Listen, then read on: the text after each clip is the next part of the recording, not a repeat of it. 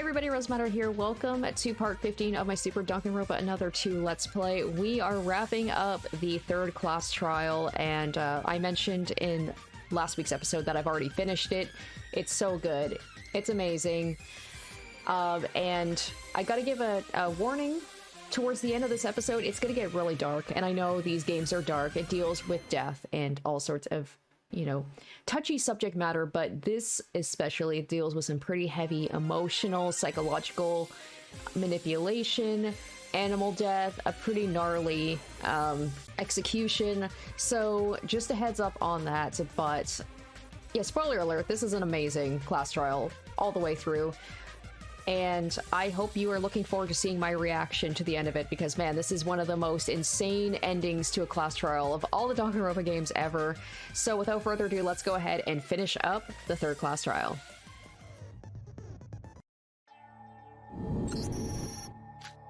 So what are we going to do about this? We should listen to what Sora has to say. You know she's not the type to do this without reason.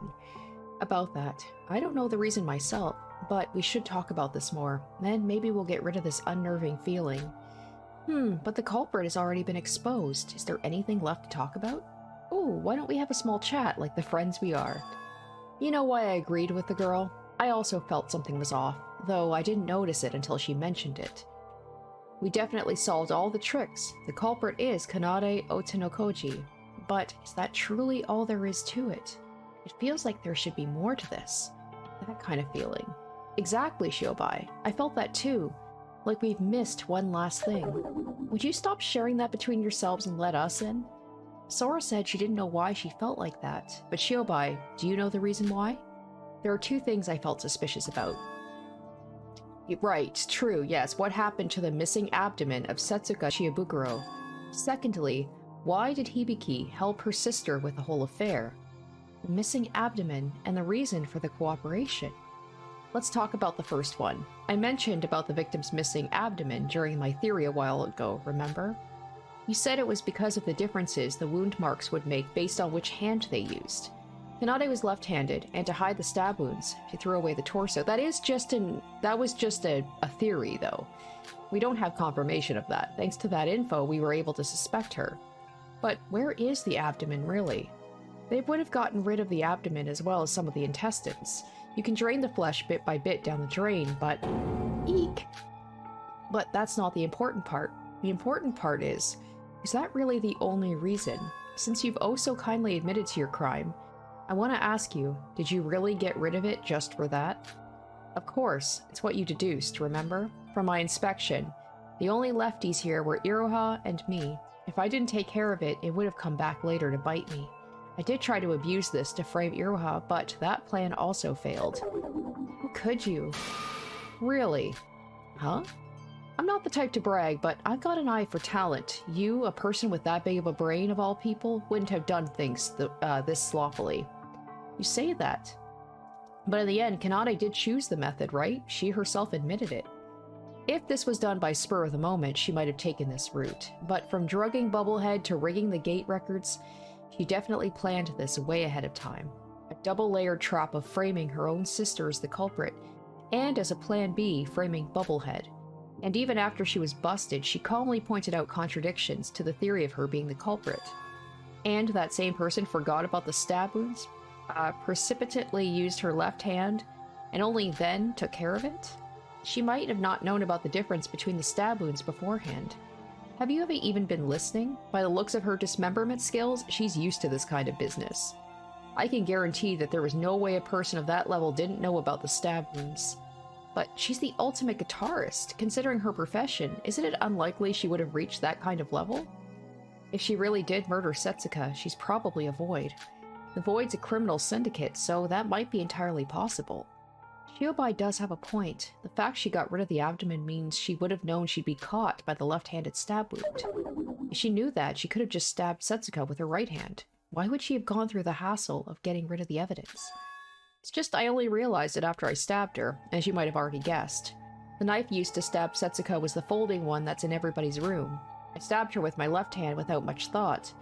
And only then did I realize the potential danger of leaving that kind of evidence. I never imagined there would actually be someone who'd suspect me because of that, but that may be turned into a reality by you, Shiobai. That's all there is to it.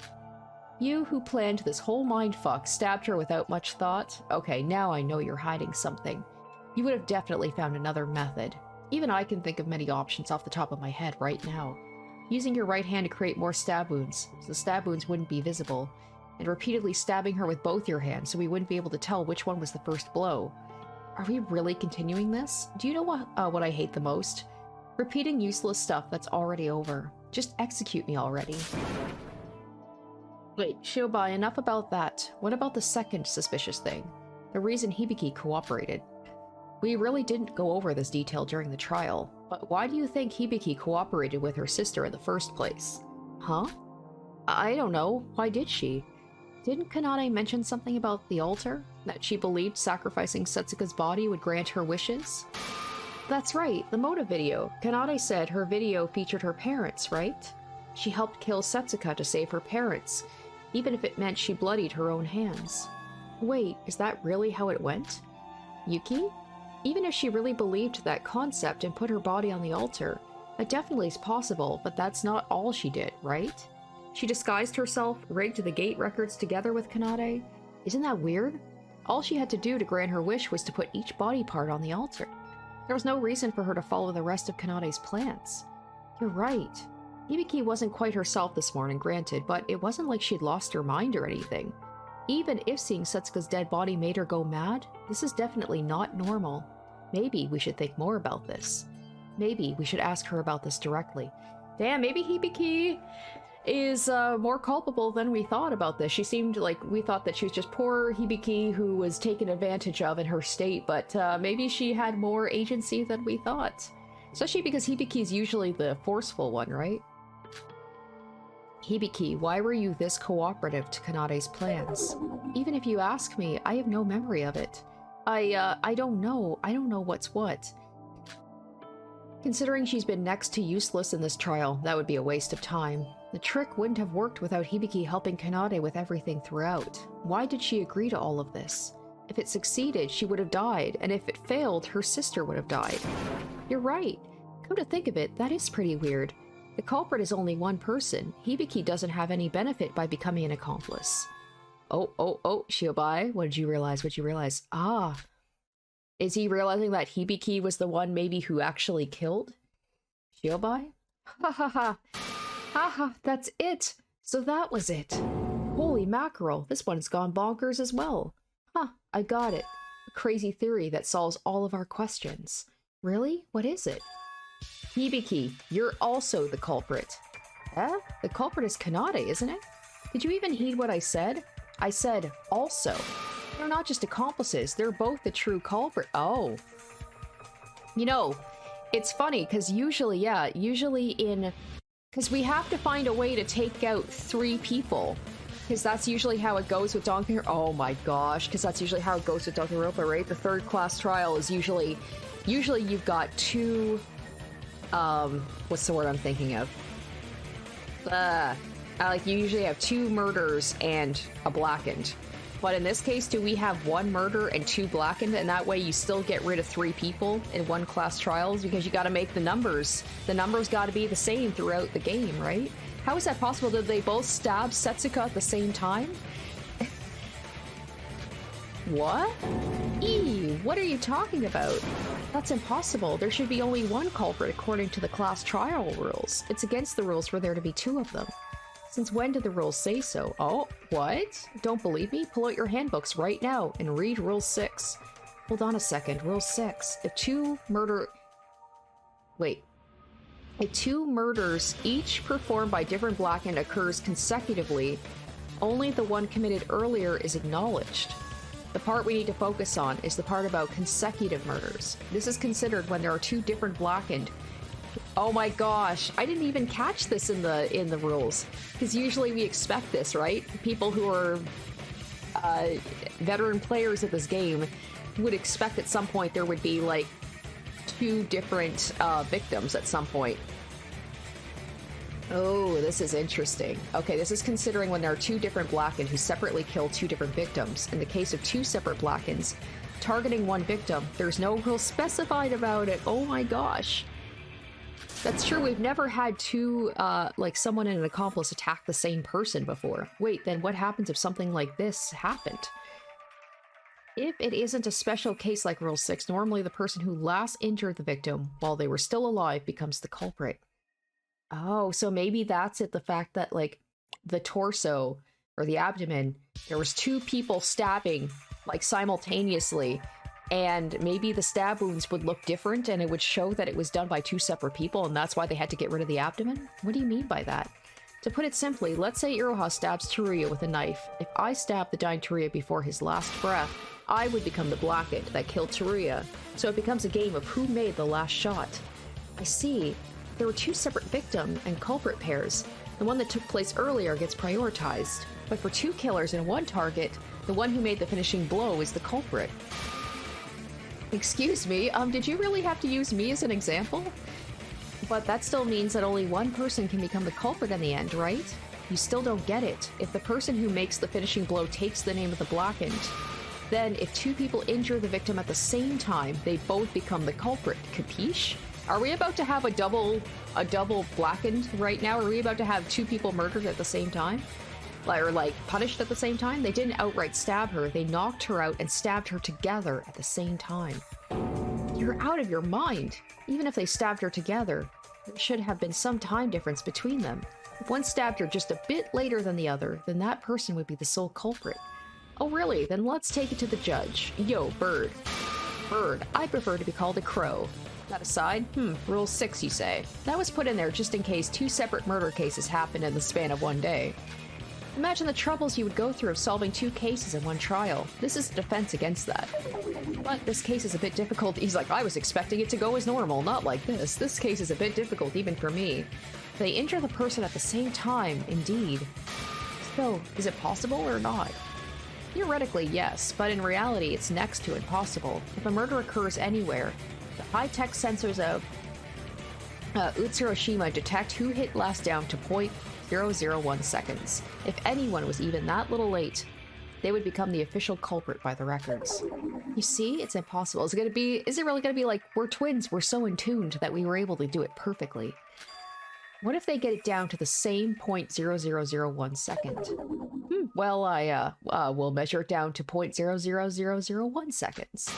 And if they do it within the same 0.00001 second?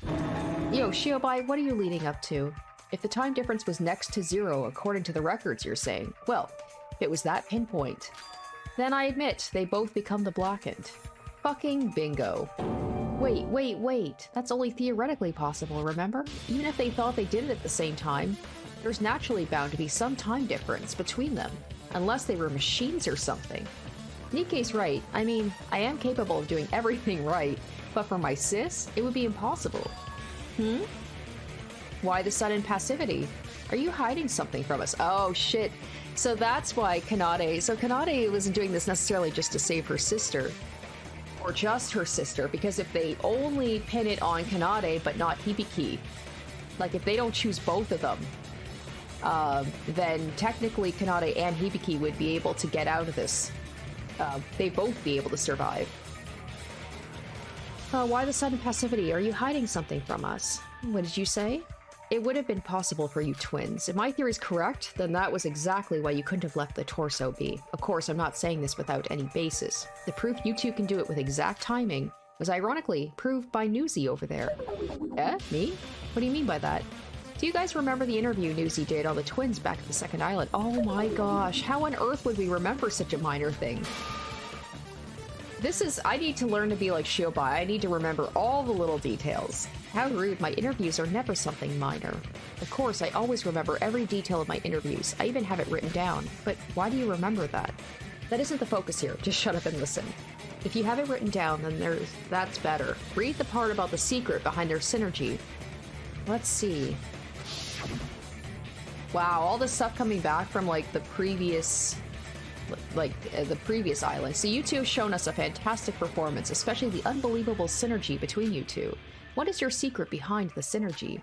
Well, we practice day and night, but we aren't like any twins. We are two as one. Oh shit. If we are in beat, we can play with margin of error of less than 0.00001 seconds. Isn't that right, Kanade? Huh? Oh, yeah. I see, I see. So the fact you're twins is a crucial factor. That's a scoop in itself.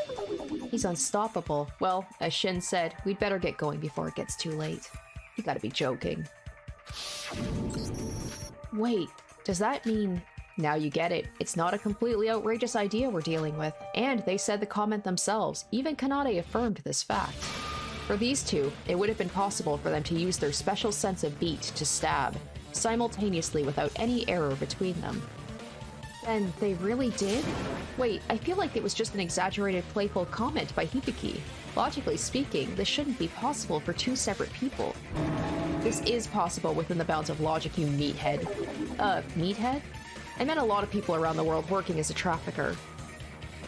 There were a lot of weird bunches when it came to twins. Twins who had the exact same physical abilities. Twins who could read each other's minds. It's about time I met one that had identical rhythmic senses.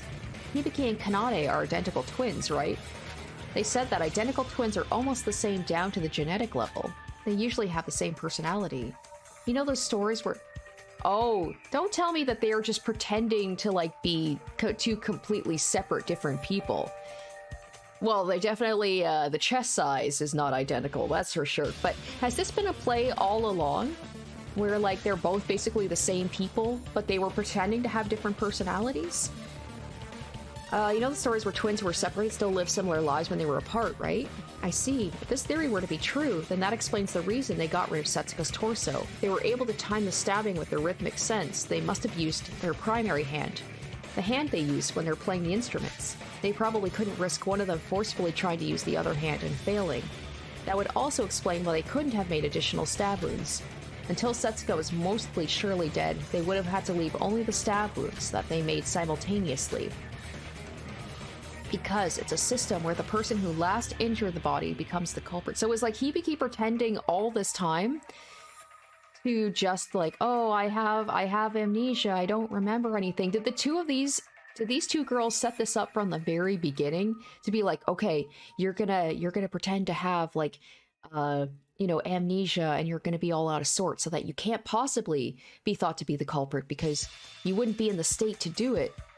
Holy cow, if the both of them planned this from the beginning, including pretending that Hibiki was, like, all, like, whacked out? That's crazy.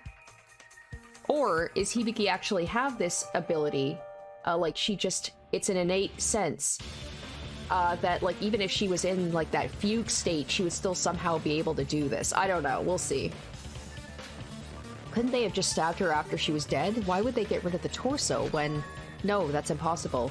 A stab wound made before and after the person's dead differs in its appearance. If they managed to stab her simultaneously on the first try, they would have had to then wait for Setsuka to die naturally. That means she died of shock from blood loss, which would have taken a lot of time. If they created a stab wound after that period of time, the difference between that and the first one would be soon found. And someone like me would have questioned it, thinking it as suspicious. How exactly can you distinguish the two? Go read a book about it in the library, dipshit. I was just curious, okay? Why you gotta be so mean? Iroha's... She's getting real picked on this trial. She's gonna kill someone. She's gonna be like, I am so sick of not getting respected by anyone. Like, it feels like everybody's being especially harsh to Iroha. It's starting to lean toward the possibility of them both being the culprit. One more thing. You know what's scary about that girl? During the very interview, that girl clearly showed distress when her sis was giving out info without any thought. When the first trial started, that girl asked Monocrow about the existence of accomplices. In other words, Kanade was already planning a double blackened murder way back during the first trial. Holy cow. Wow, that can't be. And this is even more wild if they're not Void. If she just is a regular person, but Kanade's clearly not a regular person. Kanade helped us numerous times during the last two trials. That was obviously an act to hide her true self. I myself didn't know what I was dealing with until this trial. Maybe she is an ultimate serial killer. In the end, every decisive testimony, one way or another, all started from your damn foolish sister. You could have left the stab wounds be, since only I would have been able to tell the difference. But because you were taking that interview into account, you had to get rid of the abdomen. Identical down to the genetic level, eh? Ironic. You two couldn't have been more different. Okay, so their personalities, I guess, are not an act. Well, Kanade's is, to a degree. Shiobai, that feeling of discomfort has vanished with your theory. That was it. That Kanade being the culprit wasn't all there was to it. Hang on, if they're both the culprit, then if we didn't listen to Sora and just voted for Kanade, whether we voted for only Hibiki and Kanade, we would have been wrong and we would have been punished. So, Sora was right in the end. Amazing. How did you think of this? I did nothing, honestly. Shiobai did most of the heavy lifting. So the two of you did them together? Is that the public opinion right now? I honestly still have doubts about this. I agree. As much as I want to trust everyone, we have no evidence of this claim. Sure, we have no concrete proof, but if this theory were to be true, then we can also explain Hibiki's cooperation. If they both become the blackened and win, they both get to escape the island, right? Hibiki wouldn't... She wouldn't do something without Kanade. Like, she wouldn't leave her behind. Either, like, they both die or they both live. So Hibiki had an incentive to become an accomplice. This is the true ending of this trial. Or is it? I wouldn't be surprised if there was something else with the way this trial has been going. The Otenokoji twins were the true culprits of this case. Of course, it's not done. Fuck! My least favorite minigame. Oh, Sora, did you really think that makes sense? Yes, I alone was the culprit. You think you're something real special after hearing that disgusting theory from Shiobai? I tried to admit my crimes and die peacefully, but it seems like I can't even do that without taking a crack at your damn theory. Open your fucking ear holes and listen. It would have been so great if I could have gone this trial without having to do a rebuttal showdown. The fact that I'm even failing at minigames I had no issues with before, this is not going to be a good time.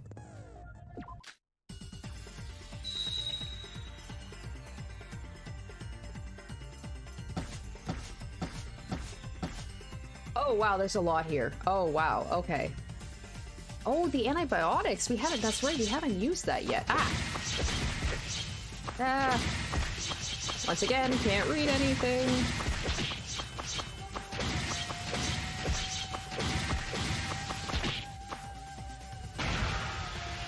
Yeah, she is destroying me, but there is no logical contradictions. Most importantly, if you're the culprit and we lose and you win the trial, then why are you this desperate about this rebuttal? Didn't I tell you? Blah, blah, blah. Oh my gosh, this is so hard without any evidence. Holy shit, this girl, Kanade, is putting up a tough fight. I have to back down for now. I don't know if I'm gonna be able to do this. This is... I haven't even had a chance to look at the frickin' the clues, although from what I can see, the only one I think I haven't used yet is the antibiotics. That hasn't even been brought up yet. So I'm gonna very quickly... Okay, so what is it? Is it shift to equip? Okay. Antibiotics. Yep, just failed immediately. Fuck.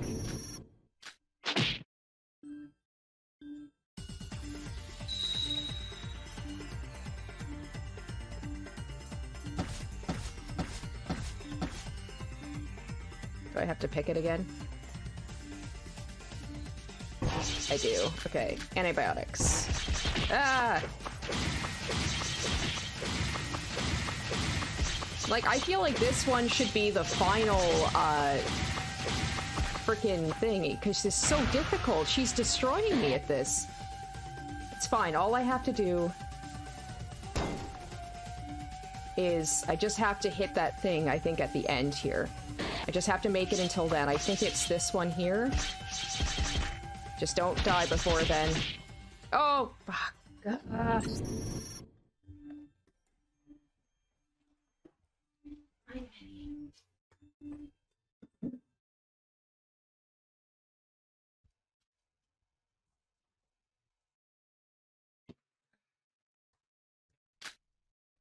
I might just lose at, like, this frickin' minigame here.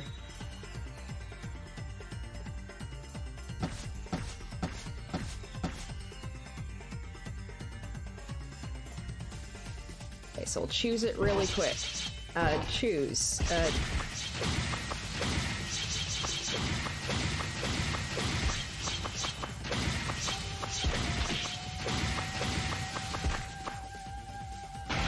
Oh my gosh, this is so hard.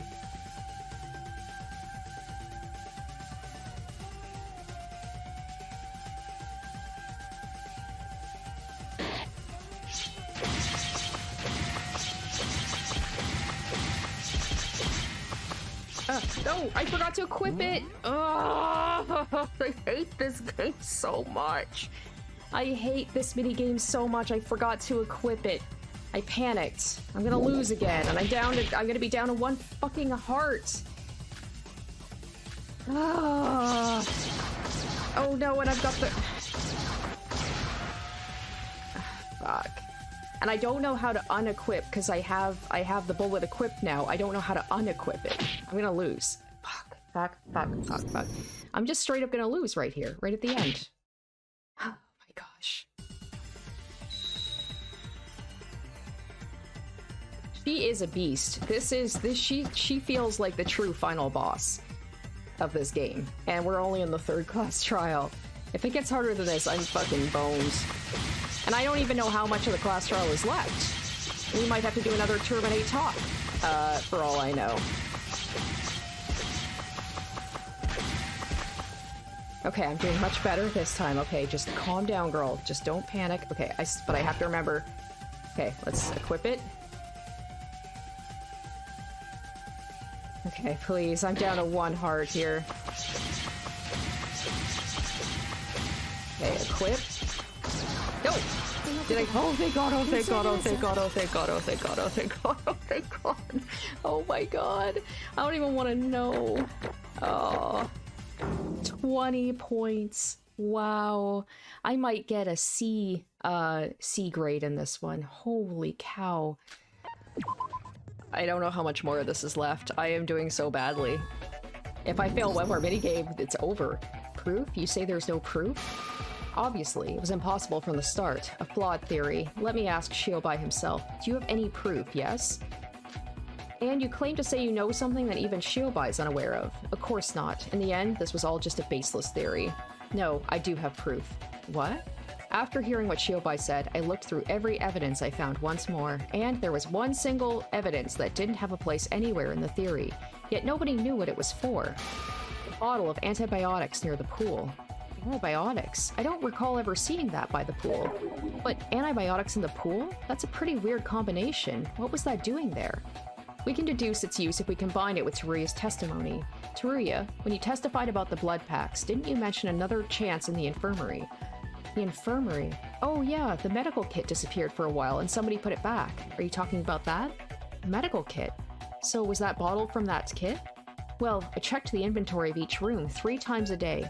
Morning, lunchtime, and evening. And the medical kit was definitely there yesterday evening. It disappeared when I checked the room this morning. I was gonna tell you guys, but it wasn't like it was a murder weapon, and I just assumed somebody needed it as an emergency. Then I saw it sitting there back in its place at lunchtime as if nothing had happened. I just can't believe that Kanade would be so sloppy to leave the bottle of antibiotics out by the pool, though. So that means somebody used the medical kit this morning, right? What does that even have to do with the theory we're dealing with? It looks unrelated to me. As Teruya said, a medical kit can't be used to kill someone, and since we're dealing with a murder, a medical kit used to save someone seems far off from the evidence we're looking for. However, I don't think that's the case. This was an insurance used by the culprit to create a double blackened situation. Oh, insurance? You said that they used their primary hands to stab Setsuka simultaneously without any error, right? But as Shiobai called out, Kanade's an extreme perfectionist. What if they managed to fail the timing? Oh, no, they didn't. They were going to use it to heal Setsuka back up if it failed. Oh, okay, exactly. Kanade had taken the medical kit with her for that exact reason.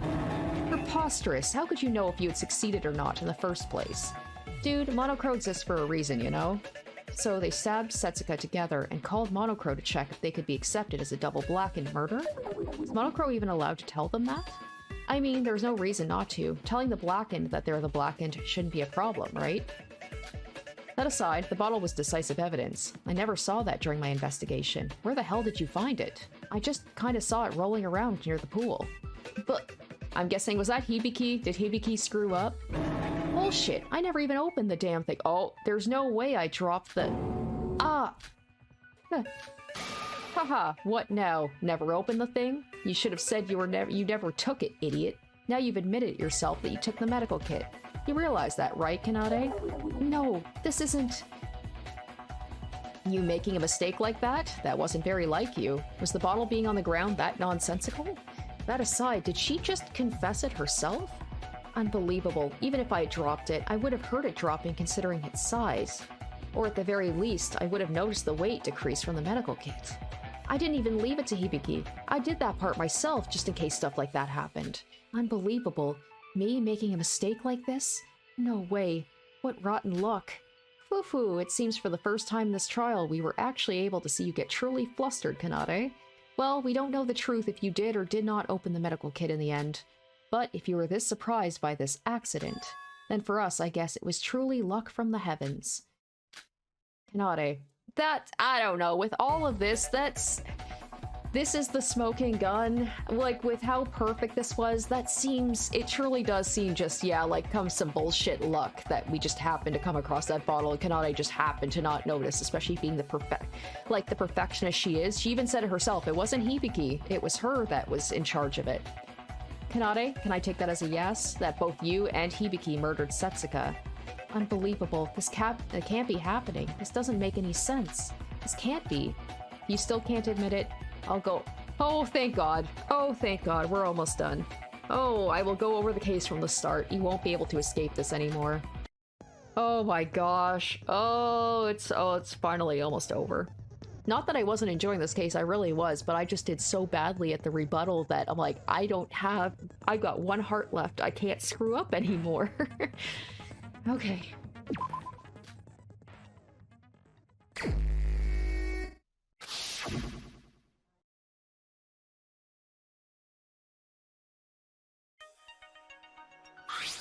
Alright, as soon as it hits mooring, the killer sent a message calling Setsuka to the pool. Before heading to the pool, the killer picks up blood transfusion packs and a medical kit. Sleeping pill is prepared in the morning meal while everyone is still sleeping. The killer who arrived at the swimming pool attacked Setsuka. Okay. So I guess it would be... yes. Oh, no, shoot. Wait. I don't think that's... Oh, yeah, right. While everyone's still sleeping, so that would have been first. Ah, okay. I'm gonna have to redo this one anyway. So just make sure not to hit confirm. I gotta be real careful here. Okay, so first this one, and then Setsuka, and then getting the blood packs, and then attacking her.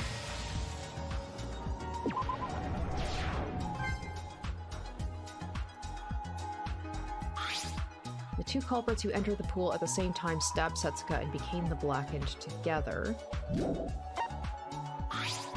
Iroha notices the second culprit entering the ghost house. Okay, this one's gonna be later, because this would have been, like, in the morning that they did this to Setsuka. So we won't worry about that one right now. The second culprit used the handbook of the first culprit and entered the pool. Oh my gosh, yeah, the whole thing with the handbooks. I gotta make sure to keep track of that. That might get confusing. The other culprit was called into the pool.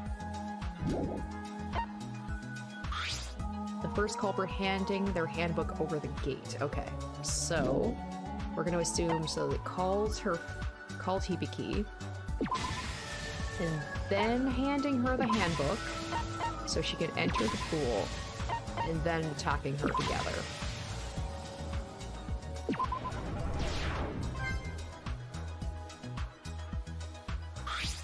The culprit accidentally dropped an antibiotic from the medical kit while leaving the pool.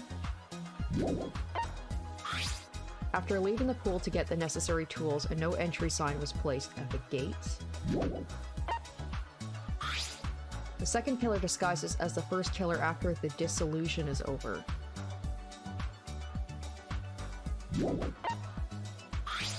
The culprit uses Setsuka's handbook and messages Iroha to meet at the Mirror Mansion at 1800.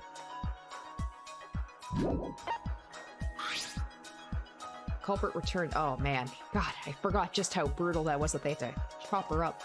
The culprit returns to the pool with their tools and starts cutting up Setsuka's body into 10 pieces. Okay.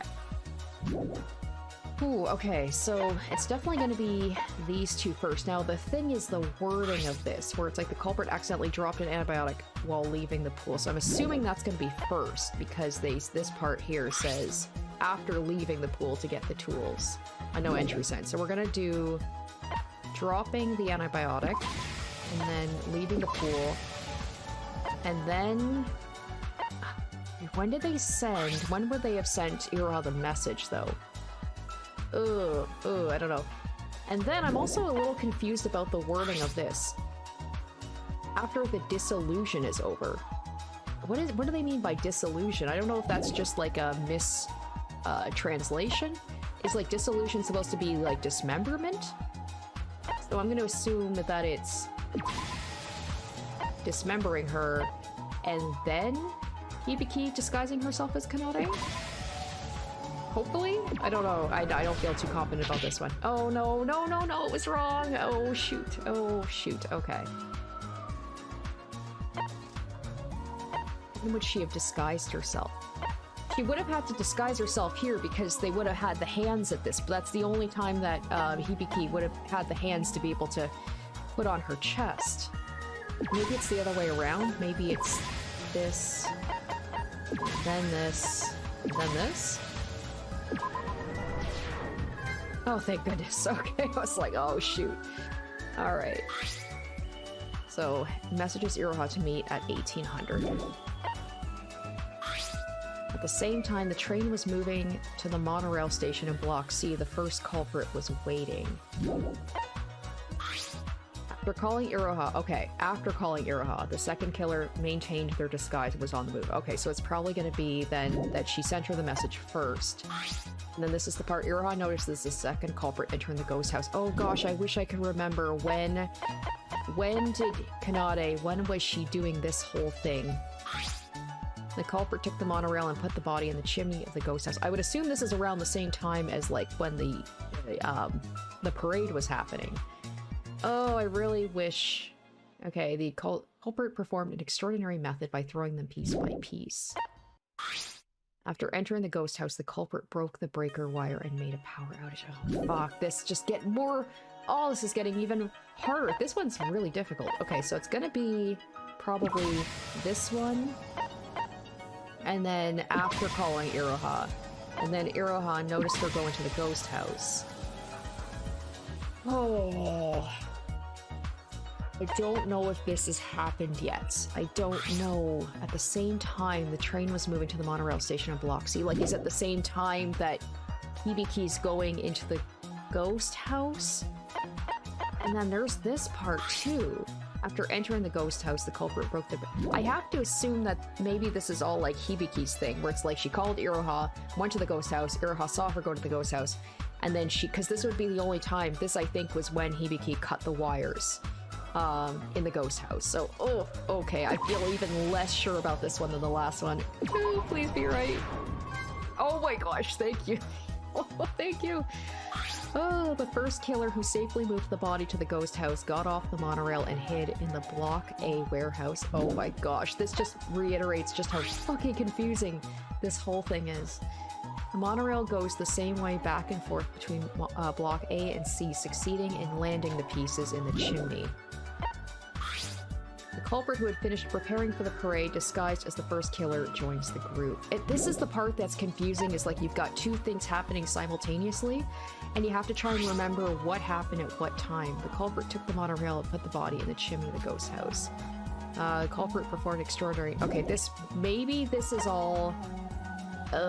this might all be from Kanade's point of view, so she's waiting at the monorail. She put the body in the chimney of the ghost house. And then the monorail goes the same way back and forth between succeeding and landing. Okay, so I'm going to assume that it's this one, and then this one. Like, is this all Kanade? The first killer who safely moved the body to the ghost house, got off the monorail and hid. Okay, let's hope that this is all Kanade's. Let's hope. No, no, no. Oh no, I've only got 3 stars left. Ah. Oh wait, did I see this one? Meanwhile, Setsuka doesn't arrive at the parade, so the group decided to look for her. Did I somehow miss that one? Okay, either way, that's not going to have happened yet, I don't think. This is even more confusing because now they're throwing 6 options at me. Usually I think there's only 5 I have to choose from. Fuck. Oh, shit. Okay, I think... Okay, maybe let's try... So when did this happen, though? The culprit who had finished preparing for the parade, disguised as the first killer, and joins the group. Oh, shoot, maybe that was first. And then it says, like, at the same time. Ooh, okay, I might have fucked this up. Hold on. Okay, let me just... I'll cancel this. I think I might just straight up fail this one. Like, completely. Okay, let's do... So she meets up with them, and then at the same time, she does that, throws the pieces, and then the whole thing with the monorail. Oh, okay, okay. Okay, we only have 2 more pages to go, guys. We can do this, we can do this. A second culprit who entered the Block A warehouse pretending to find Setsuka passed the baton with the first culprit. The first culprit who confirmed the ghost house was empty signaled the second killer. The culprit who entered the ghost house with the torso after receiving the signal. The whole torso and remaining corpse pieces, which had been previously removed, were placed on the altar. The first killer who safely moved the body to the ghost house got off the monorail and hid in Block A warehouse. Meanwhile, Setsuka doesn't arrive at the parade, so the group decides to look for her. Okay. Okay. Okay, so there's the whole thing about the signal. Oh, I'm trying to remember. Did she go to the... Safely moved the body to the ghost house, got off the monorail and hid in Block A. Ah, I can't remember. I can't remember with the whole thing with the torso. When did she move the torso?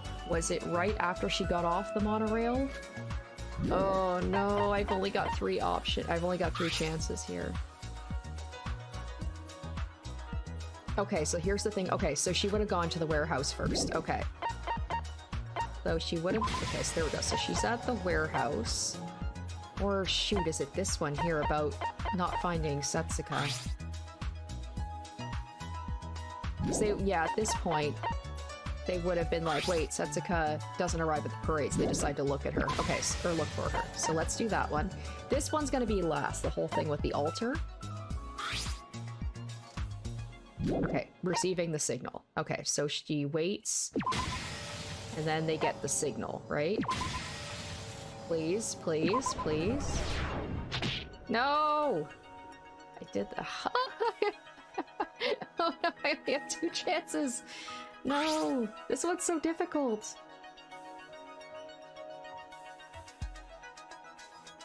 Oh, the second culprit. Okay, so Hibiki.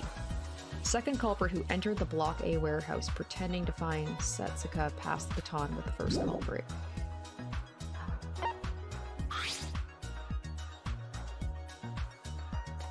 First culprit who confirmed... Oh, no, they would have been together at that point. Okay. Shoot, I screwed this up. Okay. I think... Oh, no. Shoot, okay. Maybe this one was first? No, she would have gone to the warehouse first. I think. Oh my gosh. Okay, and then this? No. Why am I finding this one so difficult? The second culprit who entered Block A warehouse pretending to find Setsuka passed the baton with the first culprit.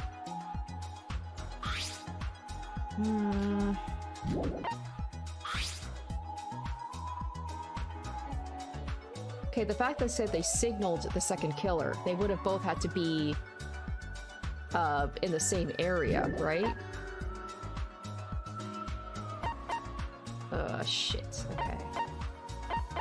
Okay, let's try... I feel like this is the way I did it before. Was it not?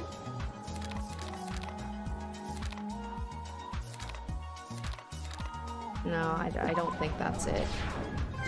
Oh, it was! Oh, it was. Okay, okay. I gotta be honest, I meant to hit cancel and I accidentally hit confirm and that was correct. Oh, thank goodness. Oh, thank goodness. Okay. Okay, the culprit entered the ghost house with the torso after receiving the signal.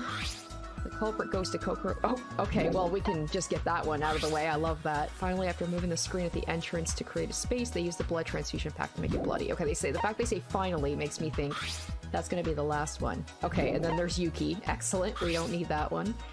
The culprit is ready to hide behind the screen and wait for the body to be found. Okay. Okay, so first they enter with the body, and then the whole torso and remaining corpse pieces which have been previously removed were placed on the altar. Oh, we've got this down with 2 to spare if I'm correct about this. Okay, and then the whole thing about waiting for the body to be discovered. Come on, we got it here, guys, right? We got it? We got it? This is it? Yes! Oh my gosh! Oh, that was way closer than I would have liked it to be. Early in the morning, when everyone was still asleep, the culprit was already busy at work. Using the fact Mikado prepares our breakfast early in advance, they put sleeping drugs in the coffee at Iroha's seat. This was to eliminate any alibi Iroha might have in the afternoon. And when the day broke, the case began for real, as the culprit called Setsuka out to the pool. Before they headed to the pool, the culprit took large quantities of blood packs and a medical kit from the infirmary. Since it was already gone by the time Toriya checked it this morning, this was the only chance that they had to take them. Then they arrived at the pool and attacked Setsuka. Wait, is that a taser? Why do they have a taser? Has a taser been mentioned before? They didn't quite kill her just yet, but only knocked her unconscious. Immediately after this, the culprit signaled another culprit of this case to the pool. Yes, this was the first time that 2 people were both the culprit of one murder. Here, the first culprit handed their handbook to the other culprit over the gates. This was to manipulate the gate records, a crucial trick used throughout the case. The second culprit entered the pool using the handbook they were given. The in records of the first culprit and Setsuka already existed in the gate record database. And when the second culprit entered through the gates, the results showed an out record for the first culprit. The second culprit was able to enter the pool without using their own handbook and leaving a record. Next, the 2 stabbed the unconscious Setsuka simultaneously with a knife. Originally, the one who stabbed later would become the real culprit, even if it was a matter of milliseconds. However, our killers had an extreme sense of rhythm with each other, enough to the point where its difference was undetectable. This was because they were twins that had ultimate talents related to rhythm. I'm glad that it's cool to see in a way. You don't think that a musician, like that talent would come in handy when it comes to murder, but in this case it did. Like, there are some talents that just lend themselves to being a good murderer. Also, Kanade just seems to be very natural at coming up and planning and committing murders. I would like to know more about that. After confirming the fact they stabbed her at the same time, the first culprit left the pool. Here, they used Setsuka's handbook to make it seem like there was nobody at the pool according to the records. She was leaving. She also put up a sign that said, "Pool sanitation time, please do not enter," in front of the pool. This way, no one else would be able to enter the pool while they took care of the body. However, the culprit made a huge mistake here. This whole thing feels very contrived. I love this trial. It was difficult as shit, and I almost straight up failed it. But I still enjoyed myself. This whole thing, Kanade being the perfectionist that she is, how did she not notice that? Like, even if she couldn't feel the weight of it, you would hear it clinking and rolling around. That just feels, I don't know. That feels like a little bit of a... Yeah, that feels weak compared to this one. This was such a strong case. This whole thing, like, this was the smoking gun. I don't know.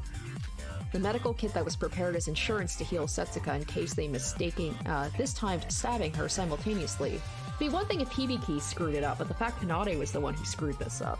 While they were leaving with the newly useless medical kit, a bottle of antibiotics had dropped from it. We're not sure how the culprit didn't notice this. I love how even the game calls out, like, we have no reason why she would have noticed. But we were able to prove the double blackened theory using this evidence. After the culprit left, she re-enters the pool after 3 hours with the tools she needed. The 3 hours were left blank intentionally to frame Iroha in the future. Also the fact, like, it'd be one thing if they just left the pool and they never, like, came back and they wouldn't have noticed the bottle. It's the fact that they came back and Kanade still didn't notice the bottle. Granted, they were busy dismembering Setsuka, but still. Once they had the tools they needed, they began doing their business for a few hours. And by business, I mean cutting up Setsuka's corpse into multiple pieces. The reason they dismembered her body was to transfer the body to a different place, which I'll get to in a moment. Here, they got rid of the abdomen that had marks that showed two people, one left-handed and one right-handed, had stabbed the body. Once the dismemberment process was over, they cleaned the pool using its tools, the second culprit disguised as the first culprit. They were twins, so a little bit of disguise was enough to make them completely indistinguishable. To correct the body shape, they put Setsuka's two hands into a plastic bag and pinned it on her chest. They needed Setsuka's hands with them to open her handbook for the tricks they needed to pull off in the future. And by carrying the hands as a disguise, it was like killing two birds with one stone. Because they carried Setsuka's hands with them, they were able to use her handbook freely, just like Emma did. The culprit then sent a message to Iroha using Setsuka's handbook. The message called for her to be in front of the Mirror Mansion at 1800. It was because of this message that Iroha wasn't able to participate with us during the parade. After sending the message, the second culprit leaves the pool while still disguised. She puts the sign in front of the pool back inside and walks her way to Block A. After arriving at the ghost house, she undisguised herself and enters the ghost house while deliberately getting witnessed by Iroha. Okay, I can't remember if this was brought up, but she said she undisguised herself, so she removed the hands. But Iroha said that Hibiki walked in empty-handed. So where did the hands go? By getting witnessed by Iroha, the culprit later used this fact to frame Iroha and make her seem suspicious. However, amidst the rush of changing her disguise, the pins used to hold the plastic bags had dropped on the ground, which were used in this trial as important pieces of evidence against her. Entering the ghost house, the culprit ran up inside and cut the wires to the fuse box to cause a blackout. They also put out the fire in the fireplace, though this was because they needed it to be that way for the other culprit to utilize the chimney later on. The blackout itself was so others wouldn't notice what happened inside the ghost house. A little later, the second culprit redisguised herself as the first culprit and left the ghost house to join the rest of us at the parade. Of course, none of us even had the thought the culprit had disguised into someone else. And so the second culprit was able to watch the parade with us without any suspicion. At that time, the culprit was waiting for the monorail at the Block C station. They had moved the corpse pieces to the station from the pool prior to the second person heading over to the ghost house. While the second culprit was over at the ghost house, the first culprit was busy with her work as well, getting rid of the signpost before leaving the pool, and putting the chest pieces inside one of the parade dolls in the Block C storehouse. At 1810, the monorail heading to Block A arrives, and the first culprit began their process of moving the body. The method they used was to throw each body piece through the chimney once the monorail goes past the ghost house one by one. This method, while seemingly impossible for anyone else, was done with ease by our culprit. It made it seem like the corpse had teleported inside the ghost house. However, since the ghost house was next to the track that connected Block A and C, she only had 4 chances to throw the body pieces, considering the monorail is only active every other hour. The 7 pieces, even excluding the 2 hands and the chest that she stuffed inside the parade dolls, needed to be transferred. She calculated the monorail timetable and went back and forth between Block A and C.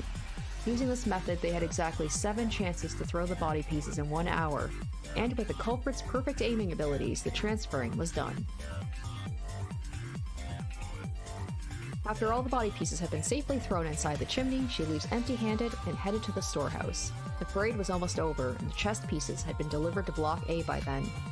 Meanwhile, the second culprit and the crew were becoming anxious about Setsuka's absence, and they began a search.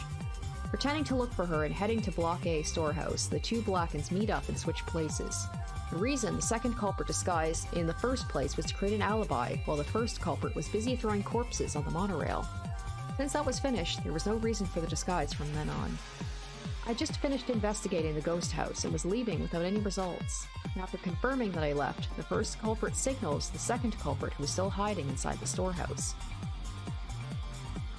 The second culprit swiftly enters the ghost house with the chest pieces they hid inside the storehouse. Here she uses Setsuka's handbook so there would be an ID without an out record at the ghost house. After this, they put all the body pieces, including the 2 hands used for disguise, and the pieces inside the fireplace on the altar.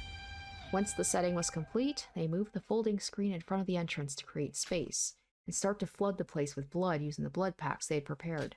This was to create the illusion the crime scene was the ghost house, and the culprit dismembered the corpse behind the folding screen. They created a huge trail of blood leading up to the altar, and spread some on the altar as well for good measure. After all this was done, the culprit deliberately dropped her hairpin near the altar and sent everyone a message using Setsuka's handbook. The message had to vaguely remind everyone of the ghost house and was used to call everyone to that place. Then they hid in the space behind the folding screen, waiting for the others to arrive. As we arrived, we followed the trail of blood up to the altar without any suspicion, and ultimately entered the altar, where we found the body of Setsuka. And this was how the two culprits managed to move the body and fool everyone.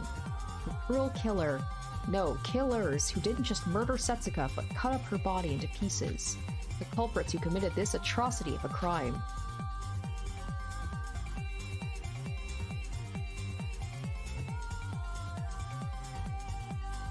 Kanade and Hibiki, the ultimate guitarist and the ultimate vocalist. It was you two.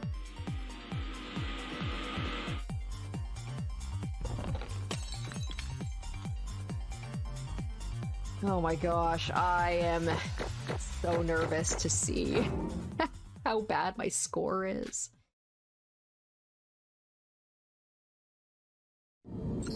Oh, this is gonna be an epic breakdown.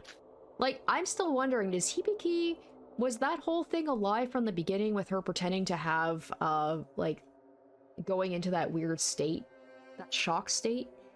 Did she do all that just because Kanade told her to, or was she fully in on it from the beginning? I guess we'll find out. Are you still going to defend yourself, Kanade? Hibiki, the same for you. You might not have any memory of it, but the result of this trial shows the fact. The fact you are also the one who killed Setsuka. No, that can't be. Like, is she a really good actress? Or is she truly doesn't remember any of this? I'm innocent. I couldn't have killed Suka. Yeah, it's a dream. It's all a dream. I don't know. I'm thinking maybe she doesn't realize it because at the end when I said that I didn't think it was Kanade, I didn't think Kanade was the killer. And Hibiki was like, I trust you. I want you to show that my sister's not the killer. I truly believe that Hibiki doesn't remember any of it, because the thing is, if she wanted the two of them to survive and she was aware that they were both the killers, she wouldn't be fighting against me to say, like, I don't think Kanade's the killer, because they could get off scot-free if we pin it all on Kanade. Kanade could never kill someone, let alone me. Wake up, Hibiki. Hibiki. Hibiki, I'm afraid this is not a dream. Whether you remember it or not, you've committed a murder and lost the class trial. The answer we've deduced is true. You'll soon be dead. What? Die? Me? But that's a bit weird. I haven't done anything. Oh gosh, this feels so horrible that she truly doesn't remember doing this and she's gonna die. All because of her sister basically bullying her or forcing her into this. I don't want to say that Hibiki doesn't have any agency, but maybe in this case she didn't have any agency. She got taken advantage of. Come on, guys. Kanade, say something. We could never actually kill someone, right, Kanade? Yeah, I don't think she's acting at this point. She's very good at actress if that's the case. Don't just stand there, please. Help me, like you've always done, like when we were young. Sis? When something bad happened, you were always there for me to take care of it. I'm sorry if I was being harsh to you. I apologize for everything. Just help me. Kanade ultimately lost the trial. Even she can't help you in this situation. And that's the thing, is that's got a sting for Kanade. It wasn't something necessarily Hibiki did that was the thing that screwed them over. It was Kanade screwing up. Let me out! I'm gonna break open the door! Now, Hibiki, the trial's still in session. Please return to your seat immediately. Let me go home! I hate it here! I need to save my parents. I'm so sick of this place. Let me out! Let me out! Ah! Hibiki, calm down. I wonder, does the girl have any mental disorders? What? Oh, is he saying that... Oh! Was I fooled? Was I fooled by Hibiki? Man, if she is acting, if this was all an act, she could fucking give Emma a run for her money. I've been keeping an eye on her since she was a suspect during the trial, but something is off with that girl. I mean, the younger sister's a crazy bitch for sure, but the older sis isn't far off as far as I can tell. This is a warning. If you don't return to your seat, you will be severely punished. Shut up! Kanade? Hehehehe. sis. So adorable. I have no way to run, right? If you can't avoid it, enjoy it. It's tragic that my plan has failed. But, God, she is sounding a lot like Junko, isn't she? She's sounding like a remnant of despair. If I get to see my sister's most despairful dying moments while I die, that doesn't seem like that bad of a death. What the fuck? You've won. We were the culprit of this case.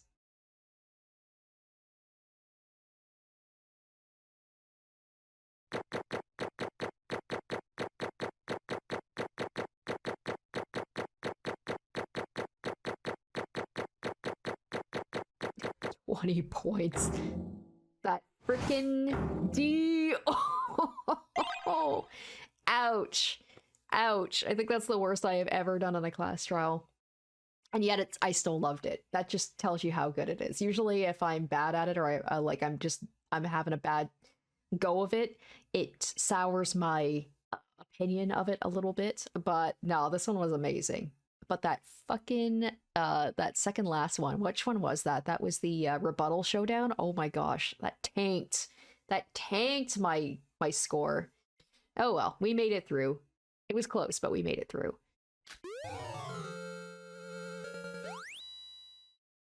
I know I've said this before, this feels like this should be the last trial. Like this one was hard. This was quite the jump up in difficulty from the first two.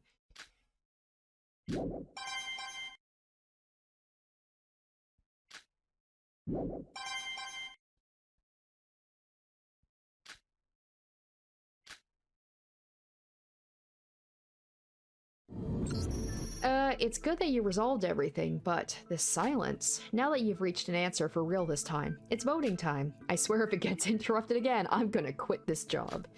Ahem, anyways, vote for the culprit with the switch in front of you. Since the answers you've deduced is a double culprit, which is a first in Danganronpa history, I especially prepared a panel marked Otenokoji twins in the voting screen just for this occasion. If you truly believe the two of them are the culprit, vote for that panel, capiche? Now, will that answer be the truth or not? Now.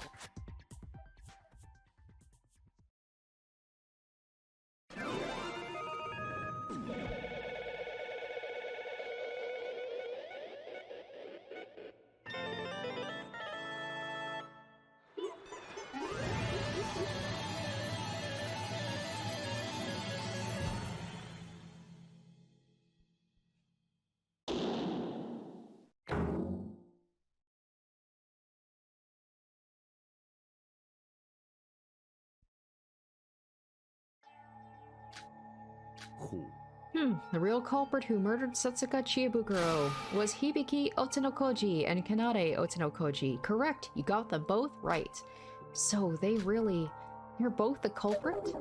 To be honest, when they stabbed them together, I had a hard time deciding on what to make of it. A class trial is a system by definition, that while multiple victims can occur for one case, no two students can be the culprit. However, I replayed the clip countless times.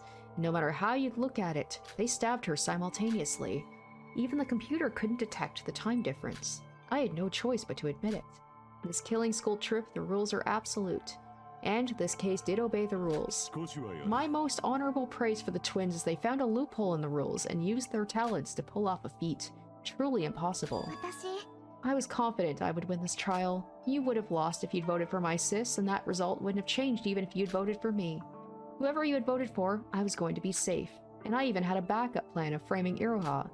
But for the plan to fail, I truly did not expect this to happen. It seems that I underestimated both Shiobai and Sora.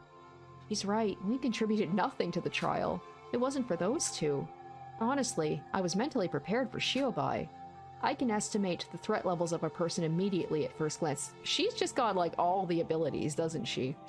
And ever since our first encounter, I've always been cautious of you. But Sora, what are you? You have nothing special to boot. You can't even remember your own talent. How is someone like you able to win against someone like me? Sora, what really is your talent? That's what I wanted to know. You. Twins, answer me. Why in the world did you murder Setsuka? Nikkei. Hoo-hoo, what's wrong? I thought you didn't care about whether we died or not. Well, I do have an idea why you're acting like that. What's that supposed to... Forget it. It's not like I'm going to tell you anyway. Oh, Maybe is that implying Setsuka was a void and maybe Nikke is also a void? That aside, you asked why we killed Setsuka, yes? Kanade I can understand, maybe, but Hibiki was very intimate with Setsuka. Why did Hibiki help murder Setsuka? Don't you get it, bro? They're voids, both of them. Obviously, that's the only logical reason. Nah, they're not. That's just what's going to make it more shocking is the fact they're not voids. It happened last time and the one before. We're trying our best to harmonize and survive, and they're trying to ruin it. Then, the two twins were both voids? Is that really how it is? Speak up, Hibiki, Kanade. Were the two twins the voids? Was that was that again the reason that this murder had to happen? We have 3 void survivors if we include Mikado. 2 of them are voids. We now know the identity of all 5 voids. Nah, it's not going to be that easy. That's no fun if we get rid of all the voids by trial 3. Just when we were waiting for the twins to answer. I'm terribly sorry to interrupt, but then don't speak another word. Just shut up. I haven't even told you what I was going to say. You've been especially rude to me today, Teruya. Well, I do have some important news, the thing is. So, they're not voids, those 2 twins. What? What do you mean? Why are you the one to decide that, you little... No, he's absolutely right. The Otsunokoji twins have no relations with us voids. But the voids were supposed to murder each. It seems like you're confused because the previous murders were committed by us voids. But the voids are simply there for Plan B. I've repeated myself countless times. Anyone can become a murderer. Huh, I could tell that at a glance. The voids up until now strictly did things by the rules. They wouldn't dare do something this vague on whether it's against the rules or not. And that is exactly why I feel very conflicted about this. Where was my poor void fellow when they were supposed to kill this time? What? But that means they killed someone when they weren't even a void? Why? If they weren't a void, what reason was there for them to kill someone? Ah, that's right, Yuki. We've made a mistake in thinking it was common sense that a void will always be the one to murder one of us. There was a motive for every one of us this time, the motive videos that Mikado gave us. That's right, even I'd forgotten about it. The blackened of this case gets to not only escape the island if they win, but they also get to know the ending of their motive video. The motive video I saw didn't affect me in any way, but for the others, things were different. It even came up during the class trial. Hibiki and Kanade said their parents were in trouble in their motive video. That was their motive for this murder. Why do I have a feeling Kanade doesn't give a shit about her parents? She just seems like a sociopath, a psychopath, what have you.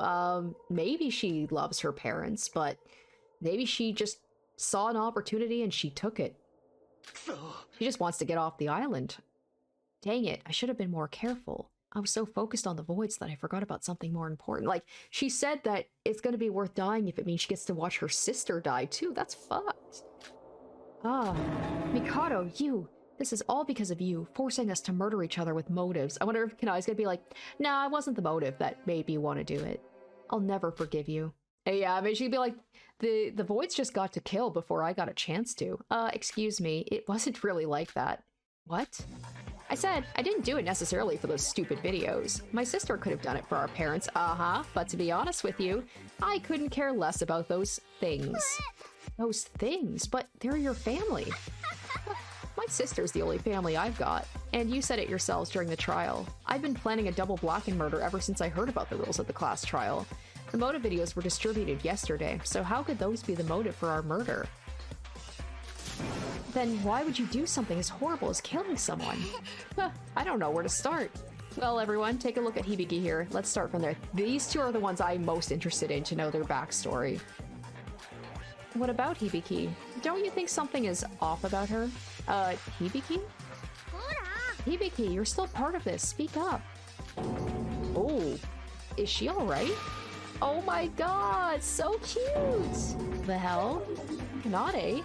Everyone, meet my lifelong project! And the motive for this murder! So what do you think? What? What nonsense is that? I can't keep up with all this. You still don't get it? I'll tell you everything one by one. Hibiki, hand.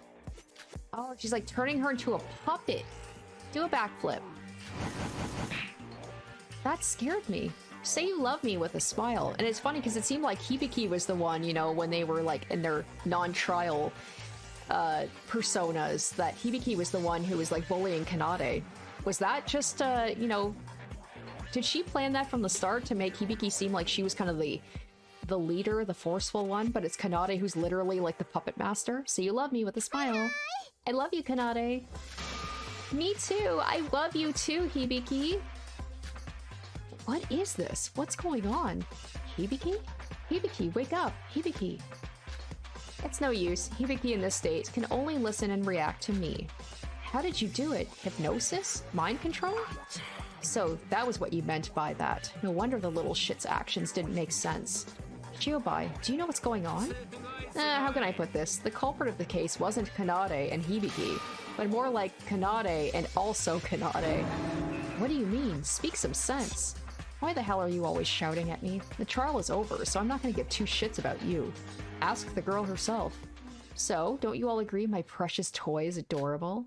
Kanade, would you please kindly explain what's going on here? It's my pleasure. We two are gonna die anyway, after all.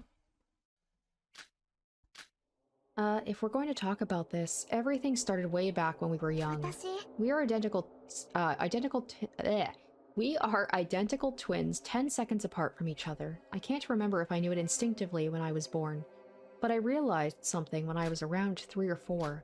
I was better than Hibiki in every way. Are you talking about your talents? Everything. Talent, personality, skills, or whatever. But as I realized that, Hibiki must also have realized she was the lesser of the two. Ever since she acknowledged that when we were young, she's always been abusive towards me. As I was too young at that age, I didn't object to her actions, and I ended up giving it into her. Then one day our mother told my sis to play with me for a change. But Hibiki back then loved Shiro so much that she replied she loved Shiro. Wait, who's Shiro? Loved Shiro much more than me. And those words hurt a lot, especially as a kid. Shiro? Who's that? A puppy we used to have as children. Oh shit, so when I was right when they said, oh shit, yeah, because when they said like Hibiki, she gets in this state whenever something traumatic happens, like when our puppy died a horrible death, and I'm like, I bet you Kanade killed the puppy. So she did. She killed the puppy and then realized that Hibiki went into this state and then realized that she could just use that and manipulate her and turn her into a puppet. Holy cow. A small, kind, white teacup poodle who was really friendly. Even when I was being abused by Hibiki, I still loved her.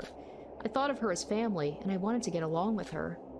But when I heard that Hibiki liked some puppy more than me, I felt an uncontrollable wave of jealousy. Oh, is that what? That's why she went after Setsuka. Fuck. I bet that's it. And I called it too. If I'm right about this, was Setsuka, even Setsuka being like calling herself Big Sis probably triggered Kanade, and she's like, she's getting too close to Setsuka, so I have to kill her. As long as Shiro was alive, I was never going to get closer with Hibiki. That was when I decided to get rid of it. Get rid of it? What do you mean? What do I mean by that? I literally got rid of it. The next day when I was alone at home, I butchered Shiro with a kitchen knife and threw it away down the drain. What? You're kidding me. As small and wretched that thing was, it was still a creature of life. That meant I had to cover up a lot of things to not get found out. But somehow it all seemed easy. Probably because I was a genius. And this is probably where, you know, they say about how serial killers, they tend to start by, like, you know, killing animals in their childhood. After a while, poor little sis was frantically searching for Shiro, but alas, she wasn't able to find it. Of course, she wasn't able to. What remained of it was probably indistinguishable from sewer sludge by then. So you killed your sis's favorite dog to get friendly with her? Like hell that would work. You're out of your mind. I know, as soon as I realized I did something wrong, I did feel a bit guilty, but the reaction Hibiki showed afterwards soon got rid of any afterthoughts I had. Instead of bullying me again for the loss of her puppy as I expected, she started to cry in my arms. Kanade, help me, what should I do? She cried. And that face of hers back then was the face of an angel more precious and adorable than anything I'd ever seen. Since then, Hibiki turned into an extremely passive and weak state whenever she was mentally backed into a corner. And each and every time that happened, she cried to me for help and depended solely on me. What? What a fucking toxic, what's the word I'm thinking of? It's like a codependent relationship these two have, where Hibiki is abusive to Kanade, but Kanade is abusive back to Hibiki, and they just like basically they're so intertwined with each other that they feel like they've got nobody else but each other. That was when I started to train my little Hibiki. Train? Unbeknownst to Hibiki, I had schemed multiple mental shocks for her in secret, all high and mighty, abusing her little sis by the day. But in reality, she was being mentally tortured by her very own sister. Being mentally weak, Hibiki in her shocked state can't even remember what happened afterwards. And now, even the innocent ignorance of her abusing her little sis without knowing anything about what happens offstage is so lovely that it drives me insane. And that's how I slowly but surely modified Hibiki to my taste, ever since I was young. Damn, she might be the most fucked up character in any Danganronpa game ever. Oh my gosh, I've tried multiple methods, but the best one is to eradicate Hibiki's most precious person. Like with Shiro. Every time Hibiki made a close relationship with someone, I got rid of them one by one. Ayumi, her best friend during grade school, got kicked from the top of the stairs and now she's stuck in the hospital, paralyzed for the rest of her life. The nerve of that girl. Her sister feels sort of creepy, so we should keep away from her. Honestly, that bitch deserved it, and more. Our middle school homeroom teacher that Hibiki had a crush on, I gave him an extra dose of muscle relaxant and buried him on a hill near the school. That pedophile pervert must have had indecent thoughts toward my precious Hibiki, so that was an act to save her from him. Even after we started our band, there was our recording engineer. Oh, she said she said something about like their team like disappearing or something. Fuck, that should have been a tip-off. Okay, sorry, I skipped that. I got rid of each and every person connected to Hibiki, and now even the slightest of hardships will cause Hibiki to turn weak. She's more dependent on me than ever. I can always probably be like, if someone hadn't killed my parents already, maybe I'd kill them so that Hibiki doesn't have to worry, like, rely on our parents anymore. Just me. Wait, what? So you're basically saying that Setsuka wasn't your first victim? No way. Unbelievable. Yo, what's your body? Usually when you ask a girl that, it means something else. Well, I don't keep track of everyone I kill. I guess around 60? Alright, you win. I mean, is he saying like, I've killed 2, but you beat me? I mean, it's come to a point where I just get rid of everyone acquainted with Hibiki. How in the world did you not get arrested for all this? Well, it's either because I was too perfect or because the cops were too stupid. My bet is on both. That's why I told you, this was the first one that I actually failed. Is that why you killed Setsuka? Because she was friendly with your older sis? It didn't have to be Setsuka, so long as that person was the one most intimate with Hibiki. Though she did get on my nerves, to be honest. Anything that could help Hibiki recover from her mental state must be eliminated. Why? For what reason? Why are you so obsessed with Hibiki? Reason?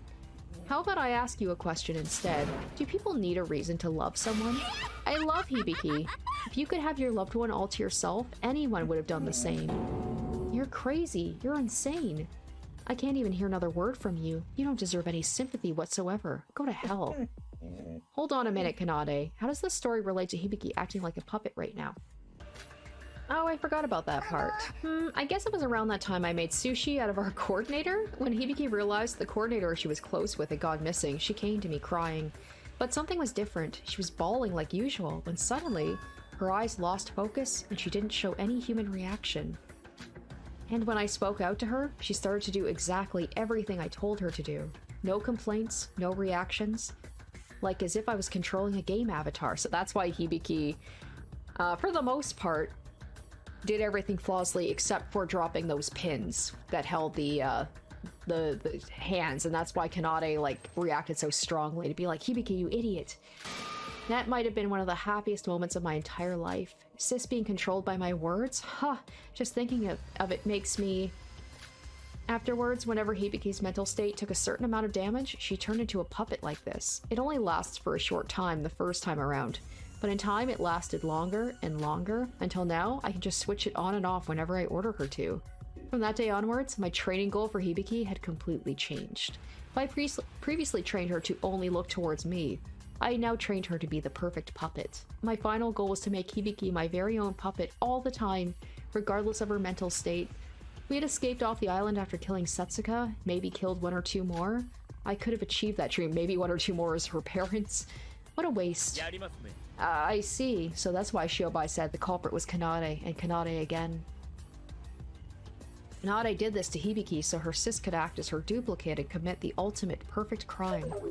When did it all start? When did Hibiki start acting like this? Was she already in the state when we met her this morning? No, she still retained herself back then. Throughout the killing school trip, I was looking for the perfect opportunity. The point where Hibiki's mentality reached the threshold, and through the motive video of our parents getting attacked, I knew it was time. So I just executed my plan that I had prepared. Your plan? Now that I've already been revealed, there's actually one more place I used the blood packs for. What? As you've deduced, I woke up early and called Setsuka to the pool. Then I ambushed her from behind and knocked her out. And then I poured blood all over her unconscious body to make it look as if she was dead. Why do such a gross thing? Because that was the trigger that would turn Hibiki into a puppet. I immediately called Hibiki out to the pool and made her enter the place using my handbook. Our innocent Hibiki entered the pool and soon witnessed the fake crime scene. How would you react if you watched a disturbing video of your parents getting attacked the night before, only to see the bloody corpse of your best friend? As the person who controlled her mental state for years, I knew just how much mental damage it took for her to become my little puppet. The consecutive loss of your precious ones? Ha! The scream my sis yelled, I still get the chills. So when Shiobai said the amount of blood used at the ghost house seemed a lot less than the amount of blood packs taken, that was the actual reason why. How could you? Controlling someone as you please? And she's even your family. How was I supposed to make stupid Hibiki cooperate with the plan if I didn't take control over her? She wasn't going to agree to kill someone in her normal state in the first place. This was all for Hibiki. She did want to leave the island after all. But it was all ruined by you people. Does Hibiki know any of this? Of course not. Hibiki loses most of her memories when she regains her sanity, so it would be next to impossible for her to know this. But Hibiki still cared about you and loved you more than anyone. Nade, as a human being, and as family, you really are the worst. Call me whatever you want. People come in different shapes and sizes after all. I didn't really expect you to understand me anyway. Yo, crazy girl. Not that it matters now, but let me ask you a question. You admitted to your crimes towards the end of the trial, right? Wouldn't someone as smart as you have been able to find someone else, another way out back then? Now, what nonsense is he on about? Feels a bit weird, like we didn't win for real, like she gave it to us. I wouldn't have been able to guess the double blackened part without Albino Girl. You might have still had a shot at winning the trial. I'd rather keep my dignity than struggle till I went down ugly. When the double blackened murder had surfaced, it was already game over for me. Moreover, I wanted to see Hibiki's despair. Despair? I honestly didn't have any regrets with my life. I already played with my sister to my heart's content.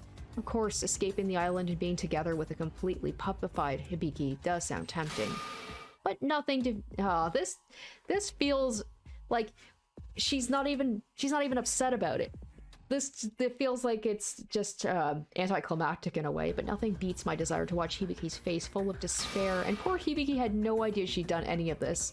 Not just any despair, the one moments before death, the one just before her life ends, the one that she would take to her deathbed. One gripe I have about puppet Hibiki and mentally broken Hibiki is that her face is too predictable, making it uninteresting. Just imagining what my poor sis will look like when she comes to the realization of what's coming for her makes me so excited. Yo, Albino, are you talking to me? Do something about this, will ya? This girl's too crazy for even me to handle. You're good at stuff like this, right? What do you mean by... But when I looked around, everyone was silently looking away from Kanade, and rightfully so. Her story seemed out of the world, even for me. A story from a fantasy world, one that was too insane for us to even comprehend. A degenerate who makes you want to throw up just from the fact you're breathing the same air as her. That was the true identity of Kanade, a person who we once thought of as our friend, as our classmate. But the worst thing was she wasn't done just yet. I guess then, now can we proceed to our finale? Huh? Oh, wait just a moment, Monocrow. I forgot to mention, I found this while rummaging through her pockets. Would you care to explain what that is? This is a note I found inside Setsuka's pockets when I killed her. I was so busy, I didn't have time to read the details, but the fact she had it on her body probably means it contained an important message for us, right? Setsuka, read it now. Hold on. Why? What does it say? Well. Do I feel bad for you guys? Would you just tell us already? Mikado, you sure you'll be alright? What? I'm not following. Well, it's just that voids. Wow, you guys have a tough road ahead as well. Woohoo. Oh yeah, there was a thing at Setsuka who said at the very beginning or at the end of the last episode or the last chapter. She said something like, I'll get in with the voids or something, or so maybe she was like, she is a void, but she was gathering information, or she's, I don't know. Kanade, what does the note say? This is a will written by Setsuka. A will from Setsuka? It seems like in case she was killed, she kept track of all the information she'd learned. Information? I don't recall Setsuka ever telling us about that. She must have discovered something. I don't know why she didn't tell us sooner, but she must have found something big. Come to think of it, she was acting weird ever since we'd arrived on the third island. You're right, she did talk like something was up back when the motive was revealed as well. My, this is really big news. Is she gonna just, like, eat the paper or rip it up and be like, no one gets to know about this? She kept this to herself? What does it say? Tell us. Yeah, I'm sorry for this, but I fucking knew it. I'll be taking this as keepsies to my grave. No, Setsuka's will! Put it out! The info! Bro! We're too late. A note as small as that burns out in a matter of seconds. What the hell do you think you're doing? This note contains incredible information, amazing scoops that could be really damaging for Mikado. But what does that have to do with me? I'm about to die after all. I leave this and everything up to you? Were you expecting a silly dramatic ending like that? Unfortunately, I'm not that good of a person. Rather, I despise each and every one of you. You ruined my perfect plans of escaping this island with Hibiki. This is my petty revenge for losing the class trial. An adorable tantrum by me, if you will. No, it turned to ash. Oh god, no, please. You're being awfully persistent, Nikkei. Boy, do I wonder why you're acting like that. You little... Hiroko, calm down. Violence is against the rules. Woohoo, now I can finally die without any regrets. Let's go, Monocrow. I'm sure you've prepared a wonderful and fitting execution for Hibiki and I.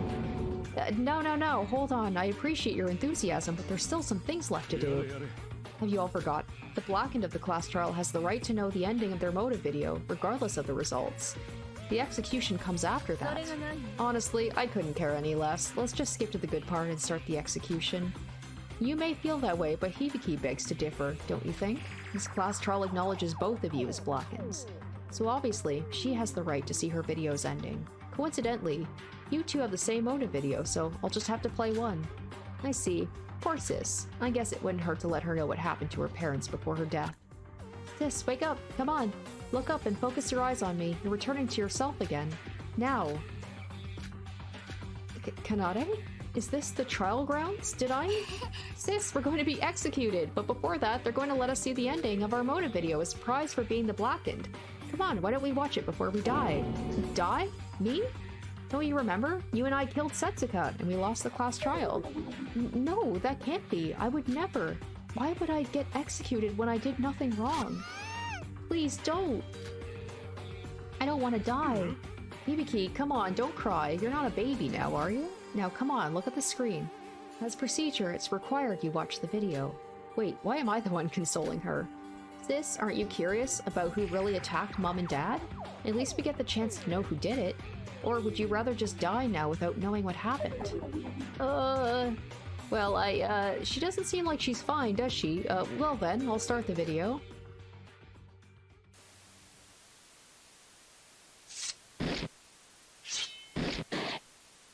Don't kill me.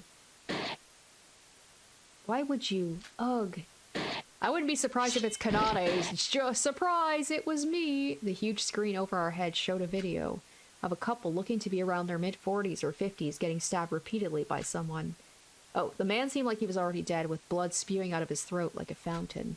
I mean, I don't know how, unless Kanade somehow had killed their parents before they got to the island and were being recorded somehow, falling out as she pleaded for her life. At least we get the chance to know who did it.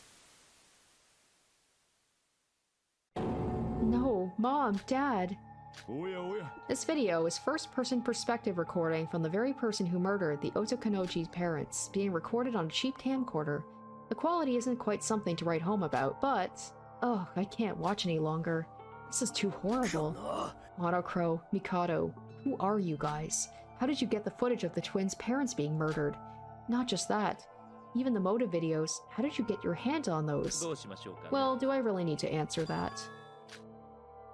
Wait a minute. Now for the climax. The identity of the assailant will now be revealed. I'm sure you're more curious than ever, dear Kanade and Hibiki. So let's find out who done it.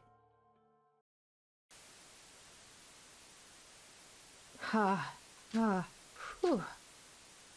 The person, after murdering the couple, was breathing heavily as they looked around. It was as if they were looking for something. The video wandered from place to place, till it stopped at a full body mirror at the corner of the dark room. And in the mirror, the reflection showed who the mystery assailant was. Of course! Of course! Of course it was! It's hot in here. The person in the mirror, the person who savagely murdered Hibiki and Kanade's parents. And that's why Kanade... I mean, you'd think Kanade would want Hibiki to watch the video to be in more despair, was none other than Kanade herself. What? Kanade? What's going on? You killed your own parents? You're kidding me, right? Kanade, tell me it's not true. It was you? You killed Mom and Dad? Ha! How? I trusted you all this time. So what is this? Mikado, would you care to explain this video? I never murdered my parents. Sure, that's definitely our house, but I never did such a thing. Granted, I did plan to murder my parents eventually as a finale to my Hibiki puppet clan, but I decided now is too early. I don't know the exact details, as Monocrow is the one who's controlling most of the killing school trip, but I can say for sure that both his video and the videos that everyone received are certainly not made up in any way, shape, or form. I swear it's true on my magician's oath. Nobody gives a shit about your oath, so it doesn't sound that convincing. I get you're angry, but stepping on my pride like that? Wait a minute. Wait, so is the irony the fact that, like, she was turned into a puppet to do something against her will after doing that to Hibiki? So that's it. So that's how it was all along. Amazing. I never would have guessed. What a twist. What's up with her? Wow, what a shame. For real. What a shame. To not see the aftermath of this after getting to know such a big secret? And that's where the video ends. It seems like you've realized something, Kanade. Oh, don't you worry. I won't spoil anything for the rest of you. Hibiki and I will take this secret to our graves. Students, I know this isn't the time to interrupt, but it is already past midnight. The trial is almost over. You all need to get a good night's sleep for tomorrow, right? Ugh. Haha. Ugh. Come on, sis. It's finally time for the finale. Show me, sis, your most despairful last moments of your entire life. No, don't come any closer, you monster. I don't want to die. Why should I be the one to go? I didn't do anything wrong. Now I've prepared a very special punishment for the ultimate vocalist, Hibiki, and the ultimate guitarist, Kanade. Hibiki! Get away from me. Somebody help me. For this case, since there were two blackened, we're going to have the same execution for both of you. Sora, help me. Nikkei, Iroha, Yuki, Shinji, Yoroko. Anyone, save me. Now let's do this. No! It's punishment time. Poor Hibiki. I mean, she was a bully to her sister, but she didn't deserve this.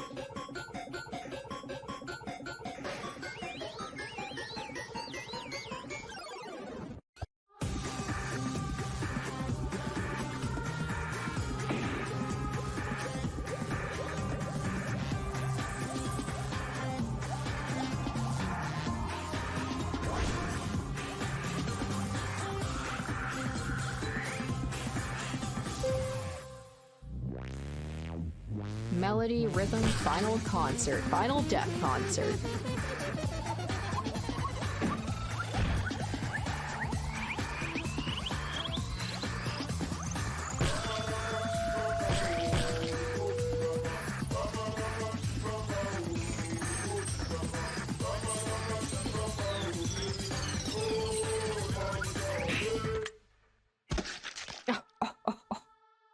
God damn.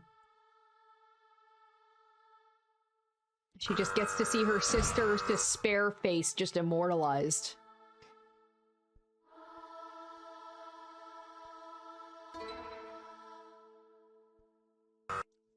I don't know what would be worse, being decapitated and at least hopefully having it end quickly, or, you know, being hanged. That girl died laughing. She really is one scary girl. Hibiki and Kanade were executed, the third-class trial, the third execution, and so, another 2 have left us. Even though the execution had ended, nobody spoke a word. Perhaps it was because Kanade rattled us till her very last moment. Or maybe after 3 repeated defeats by the despair that's reality, we had lost even the strength to open our mouths. But to me, as of now, I had no way of knowing. Shiobai, where are you going? What, we're finished, right? We're free to leave now. And don't speak to me. Back then was only because we had a mutual goal that was the class trial. Now that that's over, don't bother me again, capiche? Dang it. Kanade was a human degenerate that deserved to die, but Hibiki? If what Kanade said was true, that Hibiki was merely used in this case by Kanade, I should have done something, anything, so that this wouldn't have happened in the first place. Damn it. Nikkei. Kanade, what a person she was. Now that's a person who I call worthy of being a void. I really do hope the other remaining 2 learn a thing or 2 from her. I honestly don't have the strength to yell at you. Just leave us be. Oh dear, did I hurt your feelings? Well, I'm terribly sorry. But yes, as Monocrow said, it had become terribly late. And Shinji, you're right. We should all go take a rest. If you ask me, I don't feel quite good about this as well. Although for a different reason. Probably the fact that, like, Setsuka managed to learn some stuff and he didn't realize that she was, like... It would be nice if we knew whoever got killed was a void. Would Mikado tell us if someone murdered was a void? Well then, if you excuse me. Let's think positively, everyone. Toria's right. We're better off not having someone like Kanade among us. I mean, really, living together with a criminal like that? No thank you. Hibiki, well, she was pretty unlucky to have someone like Kanade as her family. I thought you liked Kanade, Iroha, that you depended on her for class trials. That was before I knew she was a total maniac. But no worries, we have Sora and Shiobai on our side. And all we have to do is prevent any murders from now on. So please, let's all smile. You think this is funny? What? Don't you get what kind of situation we're in? There was a murder, and we pulled through all that shit to win the class trial, and the culprits wasn't even a void. We didn't get to know what Setsuka had investigated. There are still 3 voids left. There were 16 of us when we started. Now there's 9 of us. That's almost half of us gone. And you're saying we should think positively? You don't have to say it like that. I just wanted everyone to feel better. Like hell we would. We literally have no hope at all now. Eek! Yuki, please don't take it out on Iroha, and calm down. We all feel the same. Bro. Huh? What? You said you wouldn't let anyone die from now on, right? Well, now there's 3 more dead bodies to add to the count. Try harder next time, will ya? Yuki! Oh, why is he like that? Why is everyone bullying me? Iroha, would it kill you to read I think it's supposed to say read the room for once. But, I'm sorry. Shinji, why did you let Yuki act like that? Because he's right in every way. I didn't keep my promise. No wonder he's acting like that. I'm such a loser. Sora, why are things turning out this way? What did we do to deserve all of this? I'm just so tired. Nah.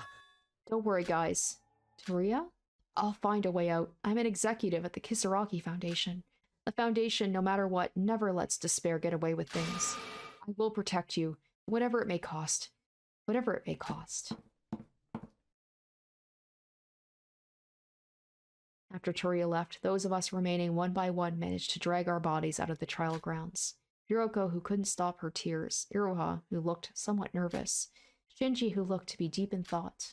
No one spoke a word in the elevator back to the Monocrows. This was a class trial more tiresome than ever, and it looked like it was only going to get harder. Please don't let it get harder. What were we supposed to do? I got through that trial by the skin of my teeth. So that truly did feel like I was up against, like, the boss. Like, that did feel like I was just struggling to keep up. So it was very efficient and very effective in that way. First thing I did when I arrived at my room was to throw myself onto the bed. I didn't have the strength or urge to wash myself or change my clothes. Perhaps I just wanted to escape from this reality. I was almost at the breaking point. I was only trying to act patient, for the others who were in despair. I also wanted to cry my heart out like Yoroko. It felt painful. Yoroko's words just now rang inside my head.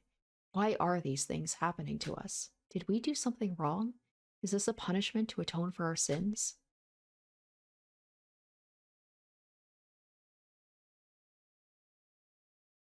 I had no idea. For now, my tiresome body had given up on everything, and I decided to give in to this wave of sleep. Oh, what? Huh? What? Are you there? Over here. What? What? Eek? Why are you so startled? Do you have something to confess? Mikado, what's up? Why did you call me out so late at night? Woohoo, what's up? Is she a void? I did say I thought Iroha might be a void. What is up? I'll tell you what's up, you stupid little brat. Oh shit, was she supposed to be the next one to kill? What's up? What's up? Iroha, need you. Are you even aware of the fact that you're a void? It was your turn last time. Emma stealing your spot? That I can understand. The corrections were made at the end after all. But if you ruin everything one more time, you're supposed to make it up the next, if you ruin everything one time, you're supposed to make it up the next time. There were supposed to be 2 victims this Oh, I love how the game is calling out the fact that it's supposed to follow the formula of Danganronpa games. There's supposed to be 2 victims. Oh, that's amazing. There were supposed to be 2 victims in this case. A double murder, you hear me? But let's talk about what actually happened. Let's see, the cases weren't similar. So it is the fact that he is saying, like, you have to follow the formula of the previous games, right? The cases weren't similar, and to top it off, 2 blackens. How are you going to take responsibility for all this, well, when I found Setsuka's corpse, I thought to myself, well, it seems like Iroha is finally pulling her own weight. I even marveled at your wits when the trial panned out, as if you were the murderer. But what the hell is this outcome? I honestly couldn't have ruined these things that badly, even if I tried. Tell me, what did you accomplish on this island? Well, I was gonna do something, but Kanade acted too quickly that I... Oh shit. I don't want to hear excuses, you useless trash. I even gave you tidbit before the motive reveal. You probably weren't even paying attention, were you? Are you making fun of me? I don't want to dogpile on Iroha, but I'm like, why would the voids accept her? She doesn't seem like she is cut out for this. Eek! Answer me. Why do you think I included someone as useless as you in our team, right? I told you before. You're just here to fill up the numbers.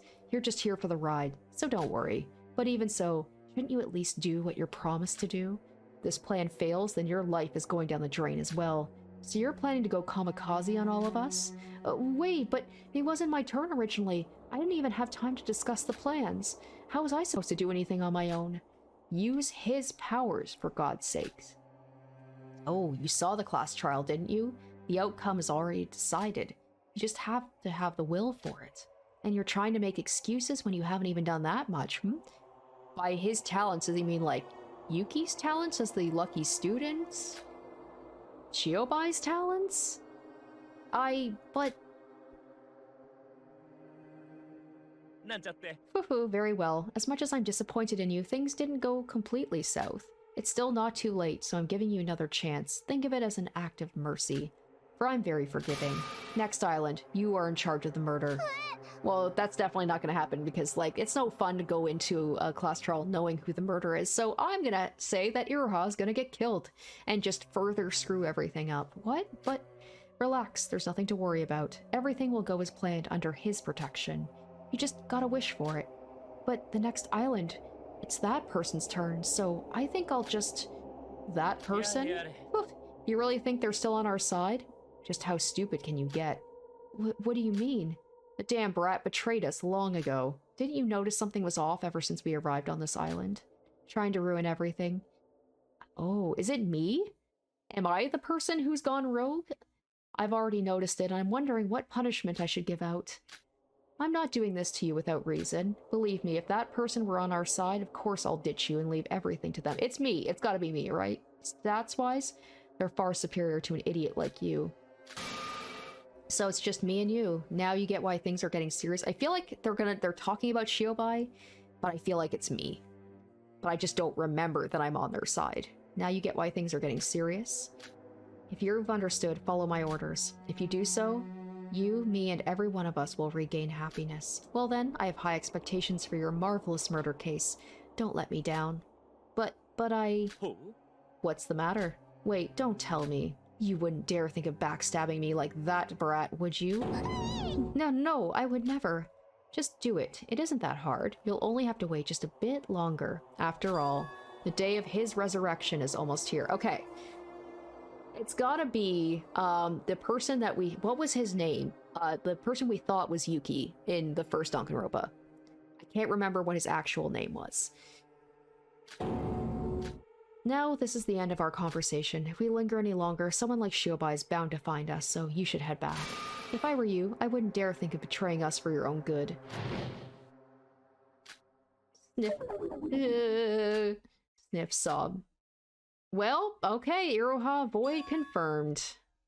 So that's 2 people we don't know about then, right?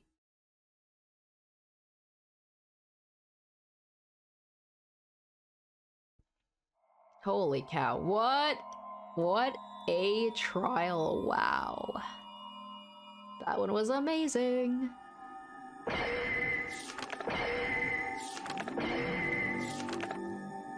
Danganronpa.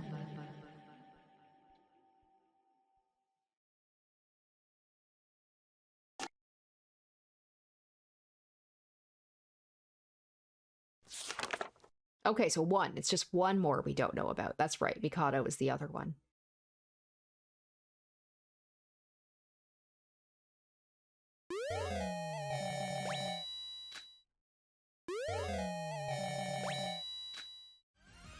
Alright guys, that's going to be the end of Chapter 3. Absolutely amazing, and a fun little twisteroonie at the end with the reveal of Iroha being a void. I had a sneaking suspicion she was void. I think I mentioned it, like, early on. I don't know why, it's just because she kind of stands out as being, like, such a cute little character, looks very childish. I had a feeling that she's going to be void, but my question is, how the heck did someone like her end up in void in the first place? Is she going to be able to actually commit a murder in the next chapter? I doubt it. I don't think it'd be very fun to kind of know who the killer is going to be, but maybe the surprise would be the fact that she actually would be able to pull it off, but I don't think so. I don't think so. And speaking of the next chapter, how in the world is it going to live up to this one? I feel like the game has peaked with this chapter.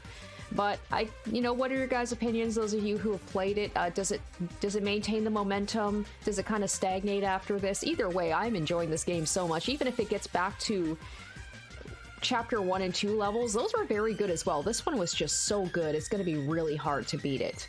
But anyway, thank you guys so much for watching. I hope you enjoyed watching as much as I did playing, and look forward to the beginning of chapter 4 next week. Until then, bye.